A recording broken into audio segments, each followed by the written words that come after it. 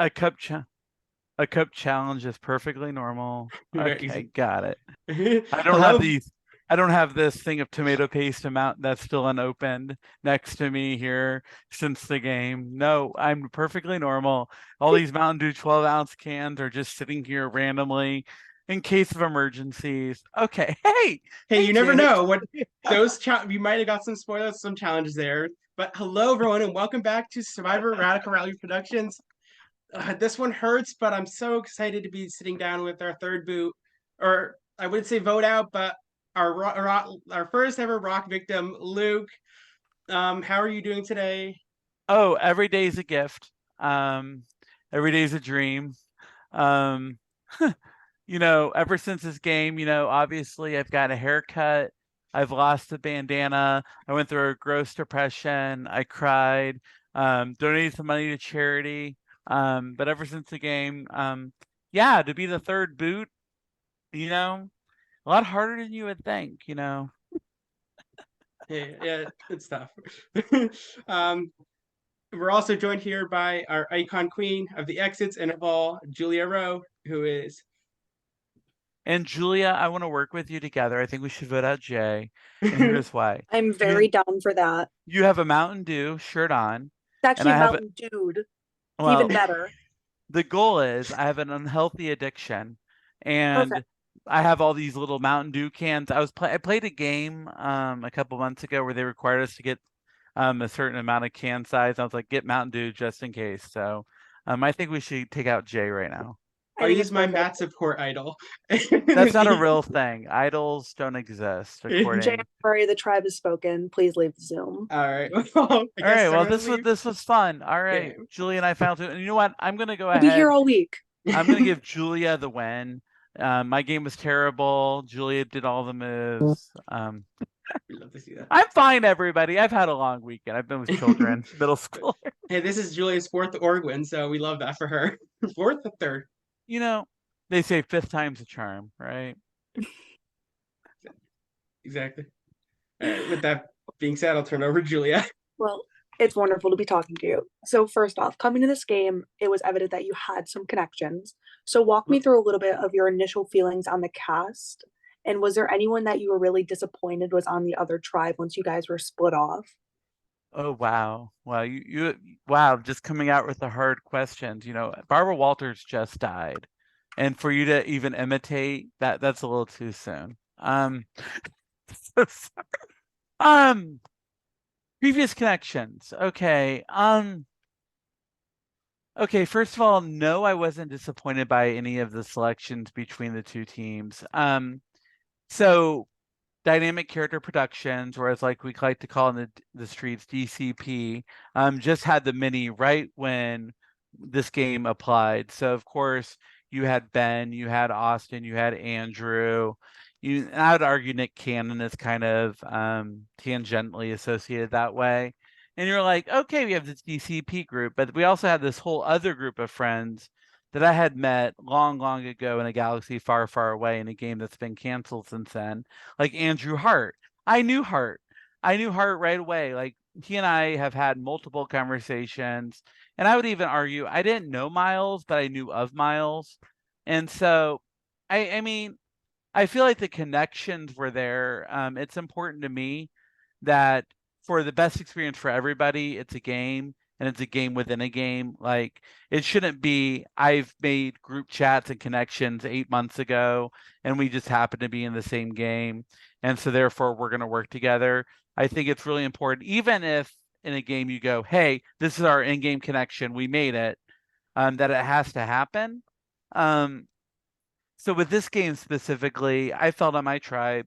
I didn't know if Hart was going to go against me or for me. I didn't know if Austin and Andrew were going to go against me or for me. I would think, based on past precedent and for all those watching in future games, I think Andrew and I were going to work together, kind of regardless, because we've always worked together in every game. I would consider him a close org friend of mine. But Austin, all our connection was DCP. Andrew and I had, or Hart and I had this whole other connection. And it was either going to work for me or it was going to work against me. And in all the unaired confessionals, one thing I said is, okay, my previous connections are all going to work for me or they're going to work against me. We'll see. And I'm kind of surprised that in that my boot episode, it wasn't me going, okay, it looks like all the connections are going to work in my favor. Because I mean, the first 2 rounds, I both went and I go, we'll see. They could work for me. They could work against me.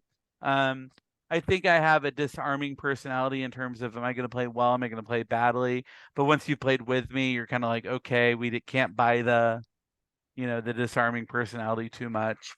So I could have gone, it could have gone 100 different ways. And I thought they were in my favor, but we'll talk about it. Yeah, so obviously you guys won those first 2 challenges, so you really had the opportunity to just talk and chat as a tribe on a personal level.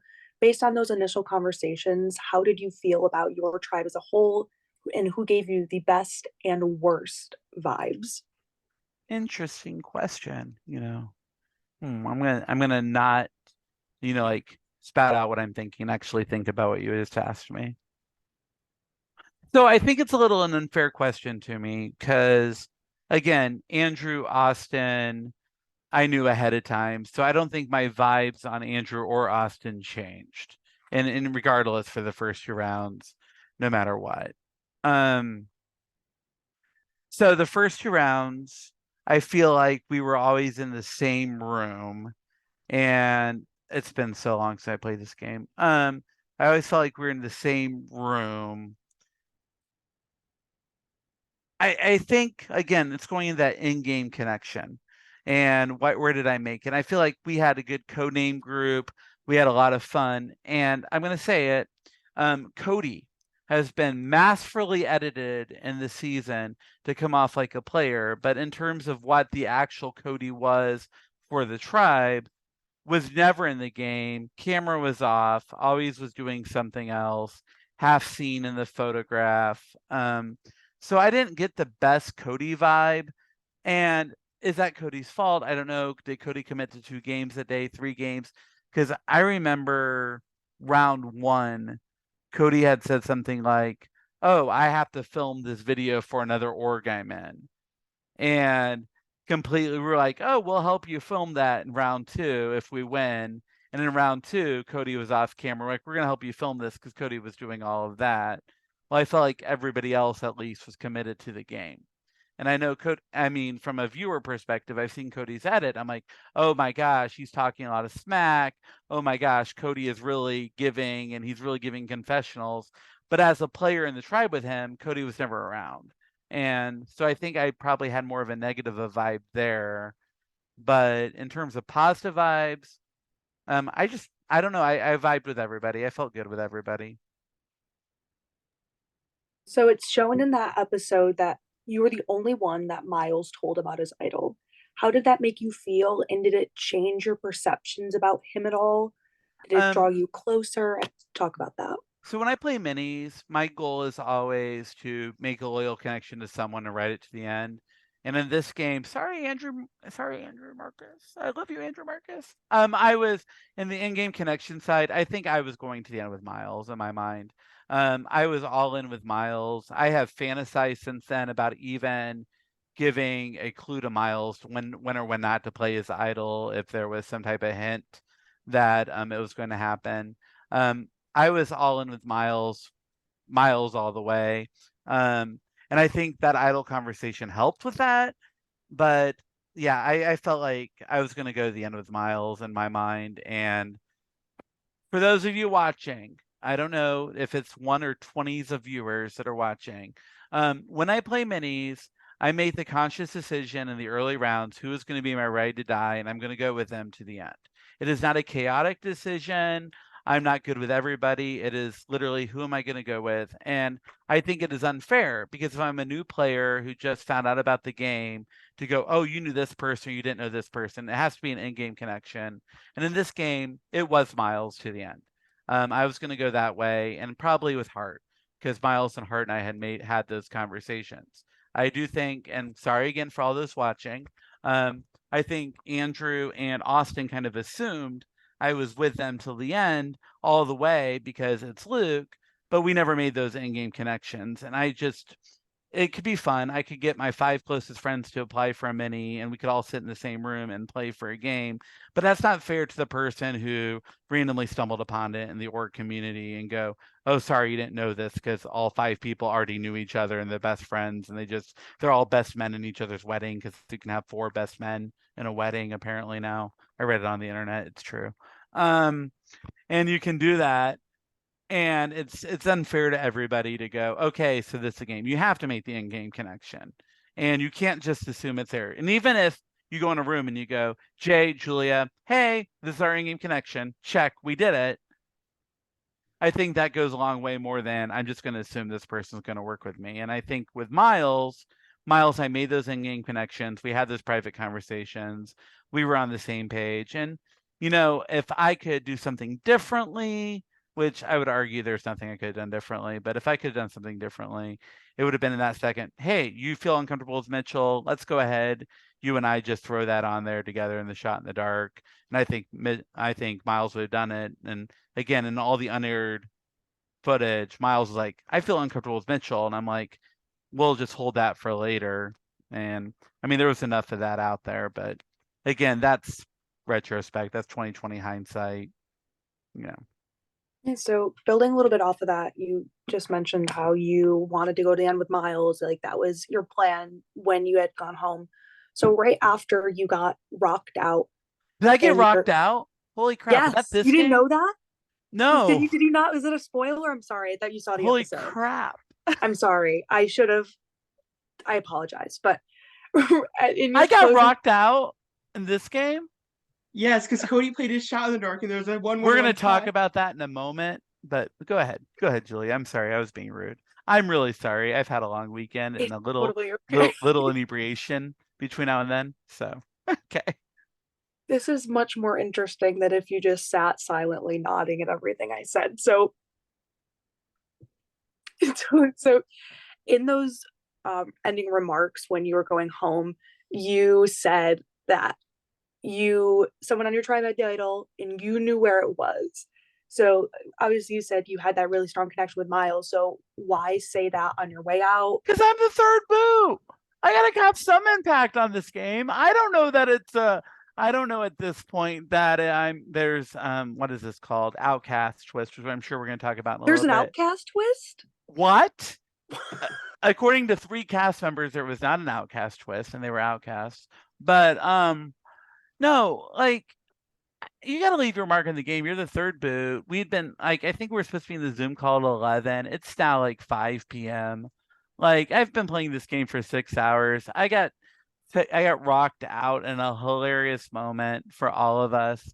I got to do something to like shake up the game. I was kind of bored. We had sat there, and again, apologies to my tribe, but we had sat there through 2 boots, which is probably equivalent of 2.5, 3 hours, just sitting there saying nothing. And we finally have an hour to play, and we're all just going around, and we all know it's Cody, and it should be Cody. And I'm gonna, and again, to the viewers who have watched this season, I get that Cody gives good confessionals, but from a player standpoint, really had checked out of the game from the second they joined the game, and it's really so. We've really had an easy boot there that we all, for nothing else, had to throw Rogue Votes to make the game interesting. And then I get rocked out. What am I going to go? Oh, well, this was a fun game and a good use of my 6 hours. Well, I'm going to go have a cerveza. Good night, everyone. No, I want to stir up drama. It's been kind of boring. So I wanted to throw out something that I knew to kind of just shake the game up. But at the same point, you were like, Luke, you were loyal to Miles. If I was not loyal to Miles, I would have said right then, Miles had the idol. But I was loyal to Miles, and it was like, okay, I'm going to just let that stir it up and call it a day, rather than throw out the person who I thought was my biggest ally. That's fair. So going into that vote, you were obviously one of the people that threw a hinky vote. You know, Did I? You did. Oh my God. I know. Crazy how that happens. On Becky, you talked a little bit before about if there was one thing you could have done differently, it was maybe just having that conversation with Miles about throwing a vote on to Mitchell. Is there any reason you chose Becky and not Mitchell if there already was a little bit of that distrust between all of you guys? Okay, so this is you can put this all in canon. I woke up that day and I was like, okay, my loyal game that I play with humor isn't working as well as I need to do. Let's just go. What'd be fun in this game is to always throw the minority vote. Every round, I don't care who it is, always throw the minority vote. Like, that was my goal going into the game. I was like, that is the one thing I'm going to do, no matter what, is throw a minority vote. And so I was about to throw it on Mitchell. And here is why I did not throw it on Mitchell, is because I thought Mitchell had created enough distrust that Mitchell was already going to get a vote or two. And that defeated my whole let's just throw a minority vote to do it, because then it comes off as strategic. It comes off as we had a plan together. And I was like, that was not the goal of minority vote. The whole point of the minority vote was chaos. And so I wasn't going to throw it on Andrew Marcus because why? I love Andrew Marcus. He chose me to be a team. We're going to be allies together at the end. I wasn't going to throw it on Miles. Same reason. I wasn't going to throw it on Austin. Austin thought he was going to work with me, the DCP connection. Let's call it A. And so all you have left there is Becky or Mitchell. And it's like, well, Becky has been hanging out in the room with Cody this whole time. I did not know at the time it was because she didn't know how to switch rooms. It was, to me, I was like, we're all in a main room and Becky and Cody are always together. So Cody is obviously having some type of conversation, which, spoiler to those viewers at home, Cody had no conversations. He had more conversations in confessional than with anyone. And I There's was a like, reason we didn't air that footage in the room because it's Becky sitting in silence. yeah. And so you're like, why is Becky in this room? And P.S. Becky, I love Becky, but my thing is Becky was in that perfect position of I could go along with whatever vote and no one will know what I'm actually thinking. And I thought, okay, you know what'd be fun for kicks and giggles? Throw a vote on Becky. Becky will be like, oh, I got a vote. And then maybe Becky would make an allegiance. And from what we've seen in the episodes, that would have been to Austin and Andrew. How would that have impacted the game? Who knows? Because Austin and Andrew thought they had me. And therefore, if they're sides, and I'm like, in my mind, with Miles and Hart, who knows where that would have gone? I don't know. And I think that would have had the impact I wanted it to, because Becky and I never had a conversation. And what also is interesting, if you go back and you look at the episode that was actually aired, is Becky said in her confessional, there's a lot of people that like to talk.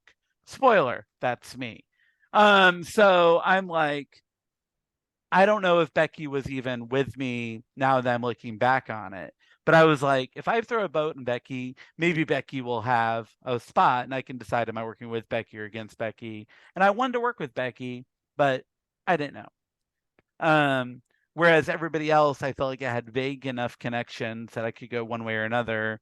And the only other person I could go for was Mitchell. But again, I thought there was enough distrust of Mitchell that it defeated my whole chaotic idea. Now, did it work out in my favor? Absolutely not. But again, that's where my thought process was. Awesome. So we didn't get to see any of what went on with the outcast during the episodes. So talk to me. So can we talk more about the shot in the dark before we go to that? Yeah, absolutely. Because I do want to say that Cody's best move, because I've done the math probability, is convincing you all with no materials that rather than having a 1 in 36 chance of staying, they should have a 1 in 6 chance of staying. Because the way that you did it with who's my best friend? Garrett, is that he had to roll the die and Cody, and then you all rolled the die. And that's a 1 times 6 times 1 times 6 probability, or a 1 times 36 probability. But then Cody just got to call it, which is a 1 out of 6.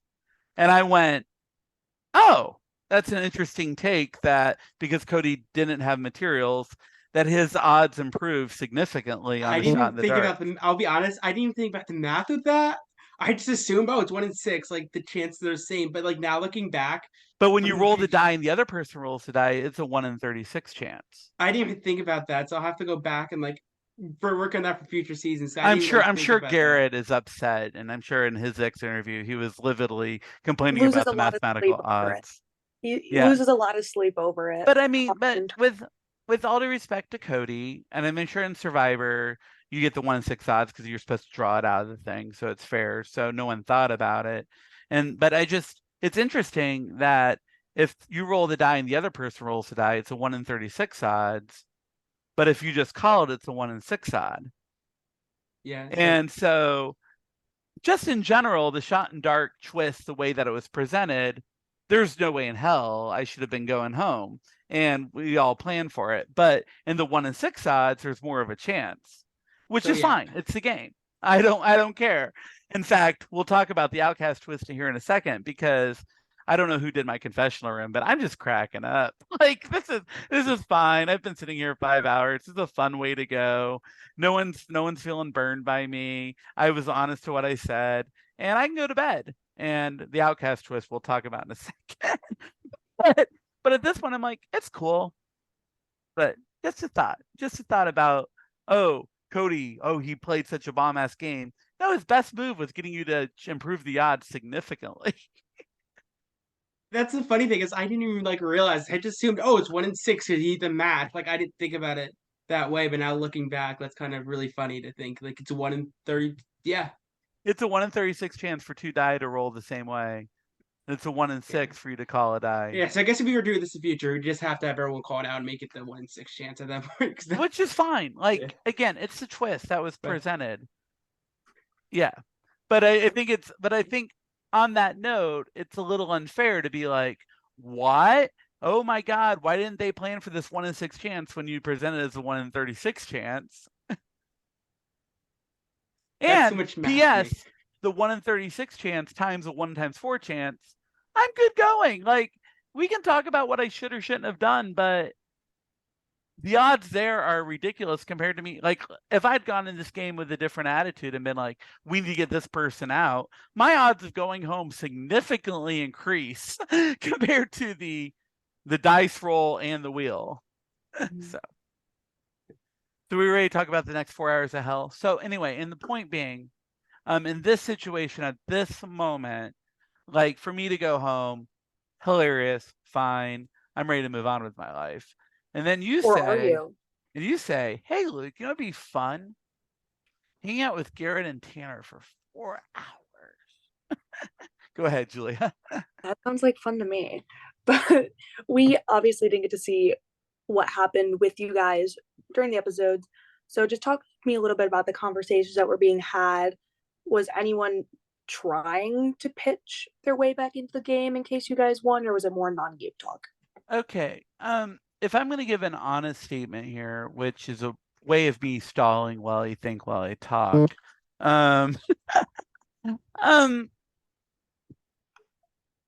Okay. So Tanner was really focused on he wouldn't have gone had he not said, hey, we should vote out Garrett. And to be fair to Tanner, I think that was an every 10-minute statement for the entire time we were there. As Tanner would come in and go, Garrett, you know why you got voted out? I got voted out. It was this. I think Garrett and I bonded as educators, and also slight annoyance towards Tanner just constantly bringing up this game, that I think Garrett and I became a good connection, and I feel like we would work together well. The interesting thing about Outcast, if it were to happen, is if your self-motivation is to get back in the game, people have to vote for you. So just because Garrett and I have a good connection, that doesn't automatically mean Garrett's going to vote for me to get back in the game if Garrett likes me as a person. Because Garrett might want to get back in the game and he goes, okay, everybody else is voting for Luke. I'm going to throw my vote this way because I also want that chance to get in there. And I would argue the same way back to Garrett. I feel like Garrett and I had a really good connection, and I would have worked with him till the very end in our Outcast game. But if it's only vote one person back in, and I know people are choosing between me and Garrett, it's not game theory to put my vote on the other competitor. So that gets interesting. And while I think I had the best story to go back in with the least drama possible, if everybody else catches on to that and they want to get in themselves, it's in their best interest to throw their vote. And I think that could be interesting, So I don't know how people were voting, but in terms of game, there are multiple times, and you can watch the no footage that was showed, where I said, hey, I heard Outcast twist. We should be preparing for the challenge. What are we going to do? What are we all good at? Tanner, tell me what you're good at. Garrett, what you should tell me you're good at. Mitchell, tell me what you're good at. so we can at least prepare for this. Was that cups? No. Is there anything we could have done for the last in that 3 hours that would have prepared us for that cup challenge? No. I'd like to pretend that there was, but and then again, let's go with the premise. Okay, we do well on that cup challenge. We get that 3 seconds, we get that 4 seconds. Just because this person has the best story, if I'm self-interested, I want to get back in the game, that doesn't necessarily mean I'm going to vote for the person who has the best story. In fact, I'm going to go the other way. I'm going to vote for the person I don't think anyone's giving me votes to. So I don't know. It's an interesting thought. It's a fun thought experiment. I don't know where we go with that. Do you think you would have stood a chance to make it back into the game? I think I was in the top 2. I think I had the right argument. I think I had the connection with I think I had the connection with Garrett. I think I had the connection with Mitchell. Regardless, between the two of them, I could argue it. I don't know what Cody's thoughts are towards me, because again, I know the viewer saw a very different Cody than I was actually in the game, but Cody and I never talked. And if I was in a room with Cody, I can remember a specific moment where Cody, me, and Miles are in a room together, and Cody's just off camera. Mhm. And Miles and I are like, we're just going to sit here because we don't want Cody to go talk to anyone else and say, this is what we want. But it was just an awkward, silent conversation. And I love how the episode edits it like, oh my God, I can't believe Hart just threw out Cody in front of Cody. But it's like we were all in rooms with Cody and Cody wasn't saying anything. Cody was off camera. Cody wasn't doing anything. And we'd be like, hey, how's it going? And Cody wouldn't respond. We'd be like, what are you up to? What do you think? Cody wouldn't respond. So it was like Cody wasn't there. And it's unfair, I almost think, to Hart in that scene to be like, oh no, he threw out Cody's game in front of him. That was messy. No, because Cody wasn't responding to anything. And so do I think I have Cody's vote to get back in? I mean, if you read between the lines of his confessionals, old people that like to talk a lot and he feels uncomfortable. Well, that's me. So I don't know if I have his. I don't know if I get Alex, because I had no interaction with him. And so all I have is this Tanner and Garrett. And again, are Tanner and Garrett going to be in the mindset of we want to do what's best for the outcast? Because I think if that's the set, I get in without even blinking. But if the goal is Tanner wants to get back in the game himself or Garrett wants to get back in the game himself, it's not in their best interest to vote for me because I have the best chance to get back in.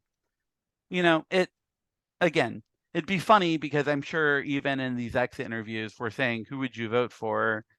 And people are going to say names, but is that what they were actually going to do? Or, I don't know. Yeah. It's like at the Survivor reunions when it's like, oh, if Suri was in if it was a final 3 of Micronesia, like would Suri have won? And like people can raise their hands and say whatever, or Rob Sesternino would have won, but like who knows? People are going to say different things once they've seen everything. And because I don't mind this stuff being recorded and thrown out to anyone that wants to do the research on me, I can even say that I was probably in the mindset at that time of throwing my vote because I wanted to get in, despite the fact that I looked at Garrett and said, hey, Garrett, you and I are just going to vote for each other, right? While Tanner was talking again about why Garrett got voted out, we're in this together. But I didn't want Garrett to go back in because I wanted to go back in, so it's stupid of me as a player to vote for someone to go back in that has a chance of going back in. And I think what's good. I think what's really interesting is if everyone's throwing their votes, Tanner's back in. I really do. And I think Tanner's back in, and then Tanner gets, and that's a surprise to everyone because everyone's like, who do I vote for that no one else is voting for? And I think Tanner gets it. I could see it. We haven't had a chance to ask everyone yet, obviously, but I think there's a good possibility that happens. That's what you see with like the original Outcasts is everyone gets a vote. And I don't think it's because everyone liked a specific person. It's because everyone wanted to increase their own odds. Right. No, it's because it's because everyone actually didn't like a certain person, didn't want to go on a trip with them. That's fair. They didn't want Lil to go but on it's the same. It's the same statement. It's I want to increase my odds of a better trip. Yeah. Yeah, it wasn't like they were all sitting around in Ponderosa eating bonbons and we're like, hey, we hate Lil. Let's put Lil back in the game for $1 million. Like, it's okay. I don't want to deal with this person. It's true. can I go ahead and ask a question real quick? 'Cause you did mention there was two people, you and yourself included. Who do you think the other person was that had a good chance to get it back in? I think it's Tanner, and I'm going to say it because I think everyone throws their vote on Tanner. I think it's naive if Alex thinks he's going back in because nobody in that outcast room had a good relationship with Alex, unless you want to say Tanner and Alex have played a prior game together. But Alex had voted out the two from his tribe. Mitchell didn't vote out Alex. I didn't vote out Alex. Cody didn't vote out Alex. It's not happening. There wasn't that bond there. I think if you look at Mitchell, again, the only person I had a bond with Mitchell was myself, and I wasn't voting Mitchell back in the game at that point. Right. So then, okay, so let's go next. Okay, it's Garrett. Well, especially if you read the edit correctly, no one really respected Garrett's game. They thought he wasn't in it. And then you look at Tanner. Tanner is quintessential, and I'm sorry if you're watching the stream, but this is how it went. And that's like Tanner's the vote that you give if you think no one else is voting that person. That's totally fair. Makes sense. Yeah. And I will be real, with one person going back in, I would not be shocked at all if it was Tanner. Makes sense. People going back in, I think there's some conversation because then it's like, okay, I'll throw this, you throw this, and we can debate and argue it. Right. Like, because obviously I have a pitch, and that pitch is, I made no enemies on my own tribe. In fact, everyone still left wanted to work with me, both the Miles Hart side and the Andrew Austin side. I didn't know where Becky stood in that, but both sides want to work with me. Both sides would see me as a number. And I think the other tribe would look at me as, oh, he got voted out. He must have some V for vendetta. So I think I'm in the best situation of everyone. Mhm. But just because you're in the best situation of everyone doesn't mean that you're going to get the votes of the people in the outcast twist. Right. I will say, I think everyone, you definitely had the best shot to not be immediately booted after. Yeah. And I think we all know that. And would I pitch that to the outcast? Absolutely. Would I say, look, I know we all have egos and we don't think that we think we're going to go in and we're going to tear it up. But of everyone that has the best chance to integrate themselves, it is me. Would I make that argument? Sure. In fact, why don't we take that moment and talk about that right now? That after that challenge, like right in the middle of it, both Tanner and Cody had magically disappeared from the stream. So even if we wanted to redo it, we wouldn't have had that opportunity. It was really me, Garrett, Alex, and Mitchell who at least hung out on the stream long enough to see what our results were. So did I have the argument of, guys, this is an important part of my day. I've given a lot of time up. This is what I want to do. I'm the best chance for all of us. I'll go in and fight for all of us. This is revenge for all of you. Sure. But again, if everybody else who had also sat, and I'm going to give Tanner and Garrett the credit because they were the two that were voted out around 1 or 2 p.m. and we're talking 8 p.m. They've been hanging around that long versus like Cody and Alex who got voted out 10 minutes ago. Like, if they really wanted it, they might have fought back and they might have thrown hinky votes wherever they need to go so I wouldn't go back in. Who knows? But they've sat on the stream for 6 hours. And I don't know anyone that sits on the stream for 6 hours and goes, yeah, but I'm going to vote for somebody else because I know they have the better chance. But that being said, they could have wanted to go that way. I don't know. Okay, so the last real question I have for you is obviously the Outcast lost the challenge. I know. Did they? They did. How do you think you personally performed, and do you think there's anything you could have done more to help the Outcast win? Maybe put people in a different order, something like that, or do you think you were doomed from the start? That's a question that I want to answer, but first I'm going to answer this question that you didn't ask. And that was, I do feel I played my ass off for the 4 hours after the challenge. Like, I think if I looked back at Radical Reality Productions and said, what do I think of their mini? And I got voted out on the rocks and I left and I went to Blackacre Brewery, Indianapolis, Indiana, say, Luke, you'll get a free beer. And I'd just gone there and enjoyed the rest of my evening. This would be a very different interview. I think the fact that I stayed on the stream 4 hours after, it was trying to make connections, trying to put that foot forward, trying to explain why I would be the best for that.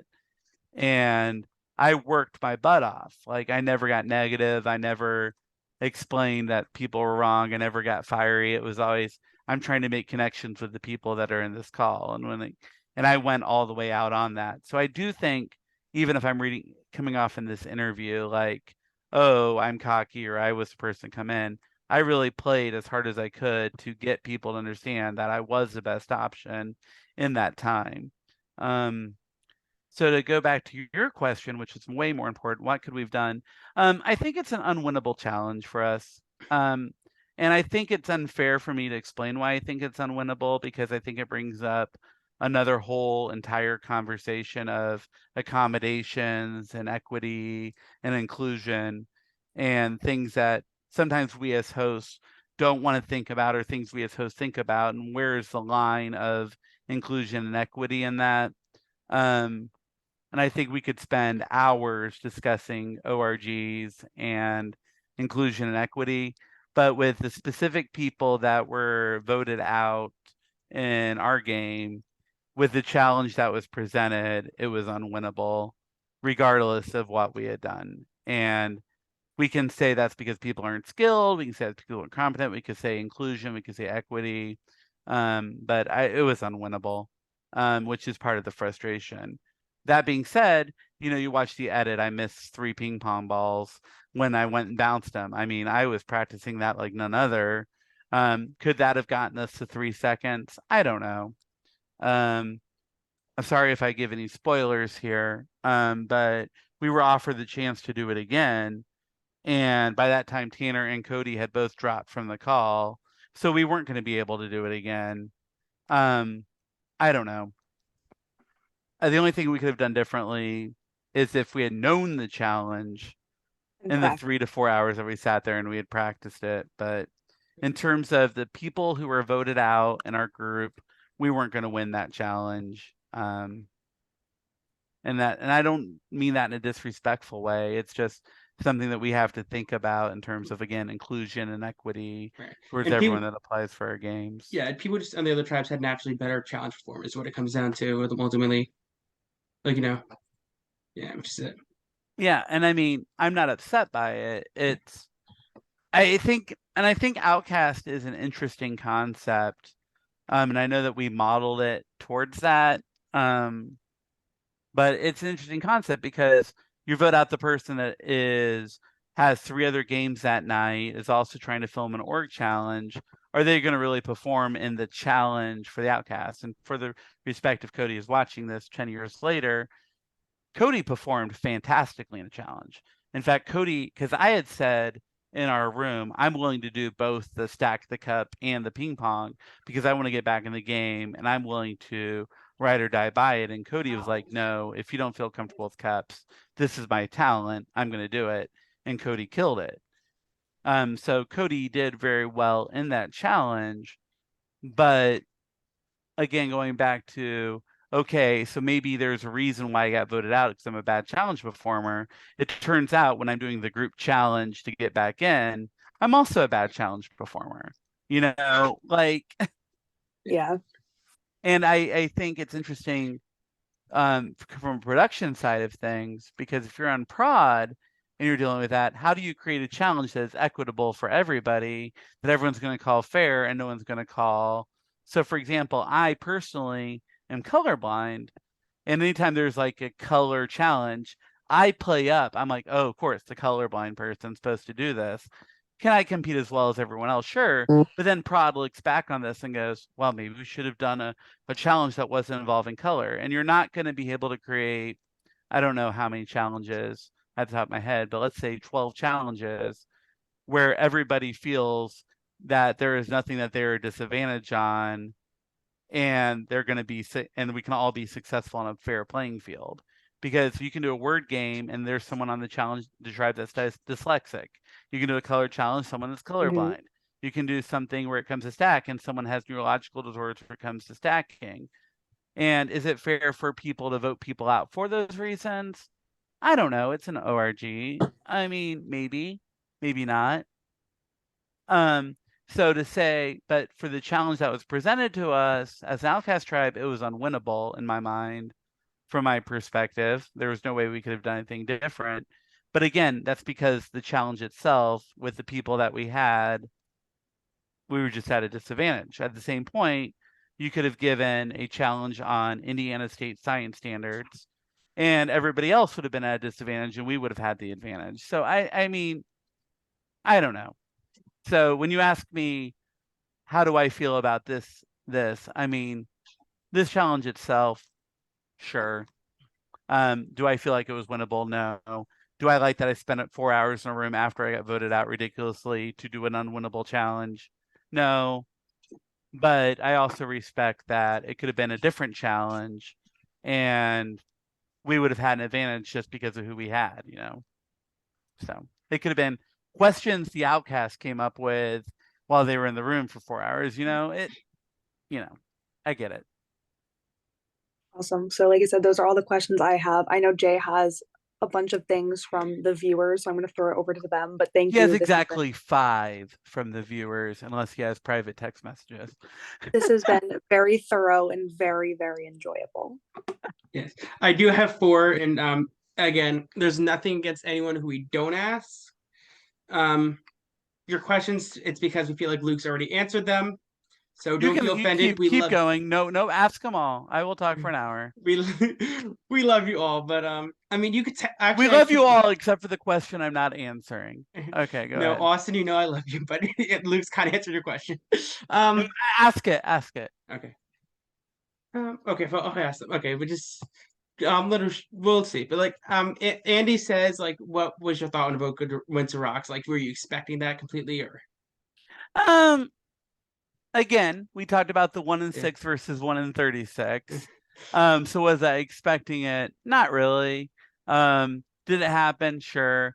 When it was Miles, Andrew, Austin, and myself on the wheel, I was pretty like, okay, these are all the people that I want to work with, that I want to work with me on the wheel. So one of my allies is going where I'm going. It would be fun if I went here. This would be hilarious. So when the wheel went up, I was fully expecting it to be me. So yeah. All right. So and Austin says, if the Outcast had won, what would have been your strategy going back into the game? What would you have done at that point if you were the one to be voted back in? See, that's an interesting question because I know what happened. Spoiler, I really don't know anything. I'm ready to find out with everyone else. But for me, it was okay, I can go to the other tribe and say they voted me out and get names. But again, I wasn't like ruined. Everyone that was still in the game I wanted to work with and other than maybe Becky had voiced that they wanted to work with me. So I didn't feel upset. Now did Miles think maybe me throwing out, oh no, who has an idol, was me burning him, but it was me just creating drama. It was the third boo. What are you gonna do? So I think together I would have wanted to try to play both sides and maybe get a name and make decisions accordingly.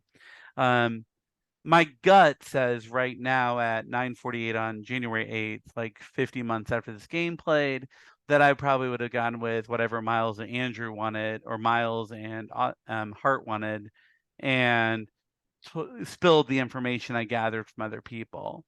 That being said, I've also learned that it wasn't that much of a secret how I went once the merge happened.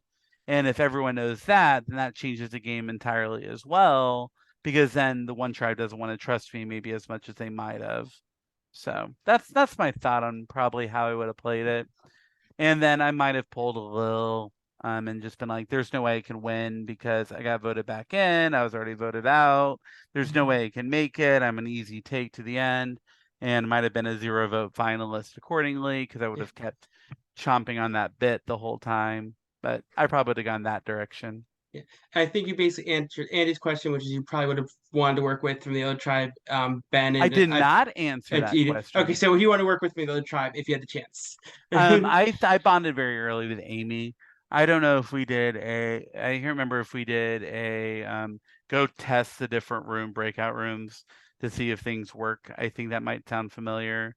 But Amy was in the hurricane, right? Yes. Yeah, I bonded really early with Amy, and I was hoping to work with Amy in the game. And so I would have definitely jumped on that. And I probably would have jumped on that before any type of Ben, just because Amy and I had made that in-game connection, even if it was pre-game. while we were jumping through rooms. And I think Benny, you basically answered that you would probably voted back Tanner. He asked who would you have voted back in during I don't choice. know. Yeah, I think it's yeah, Tanner. But yeah, see, I might have played 3D chess there. yeah, And I might have I was been gonna say, if Tanner's the obvious choice, Yeah. Yeah. you throw a vote on I probably throw a vote on Mitchell. the most medium choice. right. Yeah, the extra medium. Right. I don't know. Like, Yeah. I'm not voting. See, it depends on my mood and exactly the number of beverages in the exact second. Because Garrett and I, at least from my perception, had a really good bond, and that I felt like Garrett and I were going to work together no matter what. And if I was in the mood of being in the loyal to the ally to the very end, I vote on Garrett. I would hope that Garrett votes back on me, but I get why for the same reason. So if we're say for your game on a strategic standpoint for easy numbers, we'll say you voted for Mitchell. Yeah, I'm not voting for Alex. Yeah. I'm not voting for Cody. I'm not voting. I'm not. Yeah, so I'm either throwing it on Garrett or Mitchell, depending on the moment. All right. And Now I don't want you to do it. If you're doing a tally right now, then I throw my vote on Cody, because then I don't think Cody's getting the votes. Okay. But Okay. if you're not doing a tally, I think if we're talking about honesty, it's going to Garrett or Mitchell, depending on at that moment, at that time, how I'm feeling. Well, you have to find out when you watch them all back. I don't need to, because again, it's Outcast is interesting. Like, it's different from Edge of Extinction. Because Edge of Extinction, whoever wins the challenge goes back. But I think if we were actually sitting in Ponderosa and we were drinking Mai Tais and talking about the good old days, I think if everybody wants the best interest for the Outcast to win, I think I'm the obvious vote, because I'm the only one that has those opportunities. But we're playing a mini, and we're playing a mini that we don't get to sit Mai Tais and divulge all those deep feelings about each other. And so then we're playing okay, how do I get back in? I've just sat here. I just told my cousin, girlfriend, uncle, best friend that I'm not available for the next 2 hours like I thought I was, because I'm playing this mini. And so why am I doing that if I don't want to get back in? And I think it's a lot different than a Ponderosa situation. It's, Right. Yeah. And we have a last question from Nick. There's kind of two here that kind of ties together. So I watched you play a game where your chaotic nature to play got you voted out. Lying to Low about your level of org activity and relationships, did that factor into your decision to play chaotically in this game? Okay, so let's make this the second exit interview I've given where I've never lied to Lo. I never told Lo that I've never played a game. Did I avoid the question? Guilty as charged. But I never said, no, I have never played minis or things like that before. And is that chaotic to even exclude that? I don't know. I think, if anything, if you look at my DCP game, and Lo, if you're watching, which I know you're not, I was in it with Lo to the very end. I was going, I have even said, if I get voted out because of my loyalty to Lo, then okay, I'd rather do that. And I think if we look at my DCP game, the only move I had at the merge was to throw Lo's name out and say Lo's been controlling things, and I never was going to do that at that time. Watching the episodes back, sure, obvious move, the only move I had, but in that moment, I wasn't going to do that. And I don't consider that chaotic. I consider that loyal. In this game, if I had stayed loyal, I probably would have voted Cody, and all the difference would have been is 5 of us on the wheel versus 4. Does that increase the odds that I go out? No, it actually lowers it, but I still lose an ally unless I lose Becky. And again, I'm not considering Becky not an ally. I'm just saying I didn't know where Becky was, and this was a good chance to understand where Becky is. So not voting for Becky and Becky not going, and let's say it's Miles, Andrew, or Austin that goes, I'm still working with Becky in the next round because Becky voted for Cody. So, like, I don't think it. So I don't think the only chaotic nature that I presented myself as rogue voting maybe have increased the odds that I went out. But if I had not done that and I had decided to vote Cody like I was supposed to, then all it did is lower my odds a little bit, but I can still go out. And if I decided to vote Mitchell, I would argue that was being chaotic because we never had a conversation on it. So. Yeah. And then, yeah, basically his bonus question was just talking about the pre-existing relationships, but I mean, we touched on that a lot tonight. So just your thought process on the tribe. But see, when you talk about pre-existing relationships, I mean, so again, if you are digging this up in the banal or whatever, the deep pits of YouTube, and you're looking at this for this exit interview, you have to accept that you are going into an ORG or even an LRG and somebody knows somebody.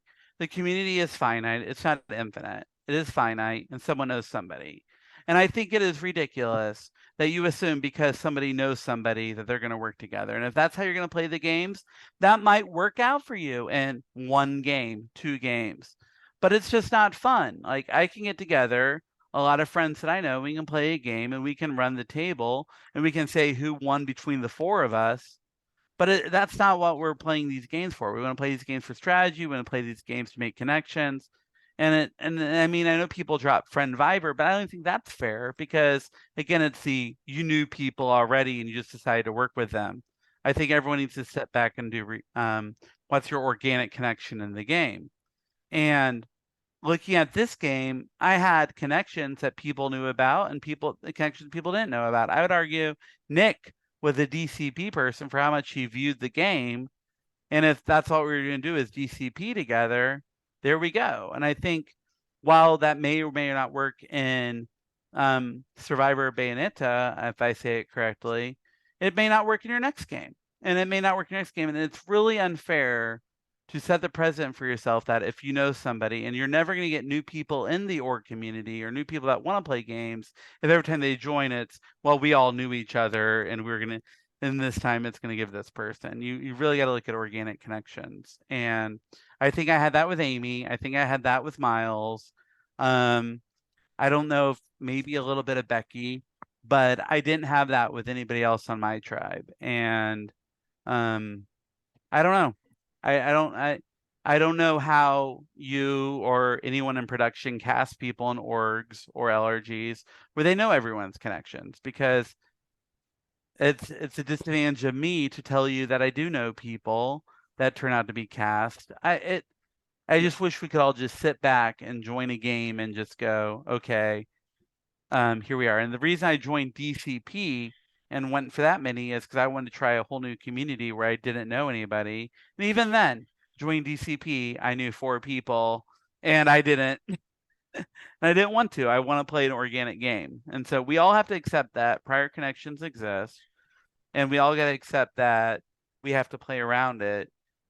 What we all have to do a better job of in the community is treating it like an organic game and not they burned me 3 games ago or they burned me 4 games ago Right. or we worked together really well 5 games ago, so let's work together here. And I just don't know how we do that. But completely agree.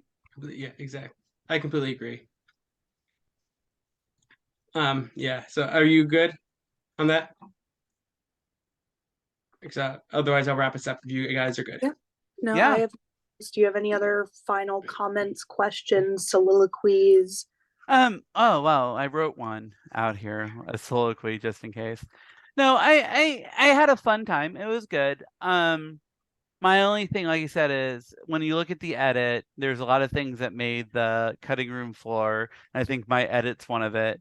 I honestly think, based on my perception, I was in probably the best position in my tribe, and that got left on the editing room floor. It was like, oh, you have this Andrew, Becky, Austin connection. And I will also say that Cody has a way better edit than it was to play with him in the game. And it's cool. He gives great confessionals. They're funny. I laugh. And I'm like, oh, he ate or he didn't eat. But playing with him in the game, he was never on camera. He was never there. And it wasn't. Yeah, I can't give that to somebody. I got to give them some content in the game. But I just want to make sure it's clear. Yeah. Nobody was targeting Cody because he was the last minute player. No one was targeting Cody because he didn't have materials, and no one was targeting Cody because he was last picked on our tribe. Yes, he was pretty invisible and preoccupied, and I think those things kind of added to it, but wasn't the main reason. Yeah, and when you say, "Oh, I can't believe we're doing this. I have a game at 7 I have to play." you're just not in it. Yeah. And that's Everyone why else just Cody, dedicated, and then everyone else just dedicated their day. So it's like, and that's why Cody got targeted. And Cody made no effort to make a connection with anybody on the tribe. And then it's, oh, Cody really killed it because he played his shot in the dark and got it right. Well, great, but you know, it was just hard to play with. yeah. Well, Luke, as always, it's been a pleasure. I saw you on DCP. I played a mini with you. I knew right away we had to have you on the cast. You were super entertaining. This is super entertaining. I can't wait for everyone to see this in a few days. Thank you so much for playing. We enjoyed from a production standpoint. We really wish you got a longer run, but hey, maybe we have a rock boot season or second chances. You'll be on and ready to play again. And shout But out to Garrett. Garrett is great. Garrett is wonderful. I wish we all could be as cool as Garrett. Because Yeah. if I could go to the end with anybody in the outcast room, it would be Garrett. Garrett all the way to the end. We'll work together. He can get the win. I'll be the 0 vote finalist. He's amazing. Yeah. Absolutely. We love Gary. We love the respect. But with that being said, keep looking out for exits, episodes, and we'll be getting to nitty gritty. This merge is going to run really fast, like I've been saying. Have a good night, everyone. We enjoyed it.